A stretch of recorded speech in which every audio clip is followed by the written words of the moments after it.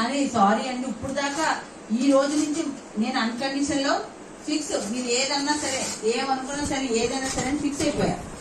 తర్వాత పిల్లల దగ్గరికి వెళ్ళాను. పిల్లల్ని ఎప్పుడు పరీక్షా సమయంలో మనం ఎలా ఉంటామండి, పోర్షన్ పేపర్ ఇచ్చినప్పుడు మనకు నచ్చిన పని చేసినప్పుడు ఎలా ఉంటాం, అమ్మవారే ఇంకా అది ఇది లేదు ఏసి కొడతాం, అవునా కదా, చిన్న లేదు పెద్ద లేదు, వాళ్ళని బలవంతంగా చదివిస్తాం, వాళ్ళకి లేని ఇష్టాలు లేని అన్ని రుద్దేస్తా ఉంటాం.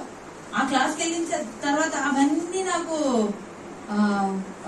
ఫీల్ అయింది అనమాట. అయ్యి బాబా పిల్లల్ని ఎంత హింస చేసావా, ఎంత హింస పెడుతున్నావా అని ఆ ఇద్దరు పిల్లల దగ్గరికి వెళ్ళి సారీ తల్లిలారా ఐ లవ్ యూ అని వాళ్ళిద్దరిని హక్ చేసుకుని ఏడ్చాను. ఏడుపు వచ్చింది. ఎందుకంటే నాకు తెలియని అజ్ఞానంలో నేనేదో తల్లిననే అహంకారంలో నా మాటే వినాలన్న ఒక ఈగోతో పిల్లల్ని ఈ రోజు ఎంతో హింసిస్తున్న తల్లిదండ్రి.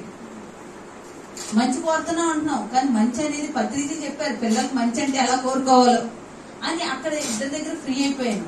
అయిపోయిన తర్వాత ఒళ్ళంతా తేలిక అయిపోయిందండి. లోపల ఒక సంచి పక్కకి వెళ్ళిపోయినట్టు అనిపించింది. అయితే భర్త పిల్లలు అయితే చేసేసాం. మరి అత్తగారి విషయం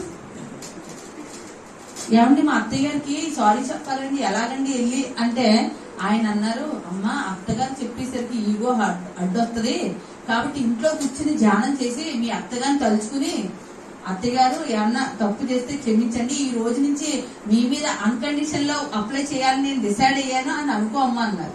సరే ఇదేదో బాగుంది, అత్తగారి దగ్గరికి వెళ్ళక్కర్లేదు అని చెప్పి ధ్యానంలో కూర్చున్నానండి. ఎప్పుడైతే ధ్యానంలో కూర్చున్నప్పుడు ఒక వాయిస్ వినిపించింది.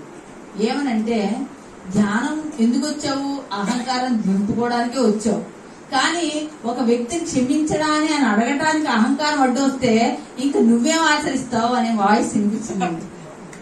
భర్తనైతే క్షమాపణ అడిగేసా, పిల్లనైతే అడిగేసా, మరి అత్తగారికే అప్పుడు ఎరిగిందనమాట బుర్ర.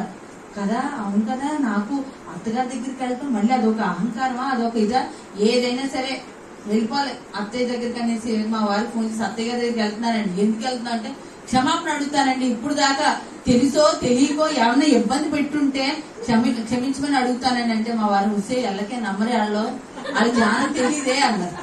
వాళ్ళు నమ్మినా పర్వాలేదు నమ్మకపోయినా పర్వాలేదు, ఎందుకంటే డస్ట్బిన్ నా లోపల ఉంది, దాన్ని దించుకొని బయటపడేలా లేదా, అవునా కదా. కాబట్టి మా అత్తయ్య గారి ఇంటికి వెళ్ళాను. వెళ్ళిన తర్వాత ఏడుస్తుంది. మా అత్తయ్య గారిని చూడగానే విపరీతం ఏడుపు వచ్చేసింది అనమాట.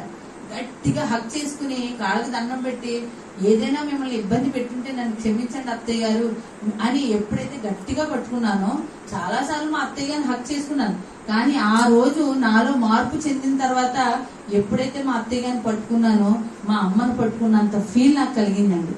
That is unconditional love.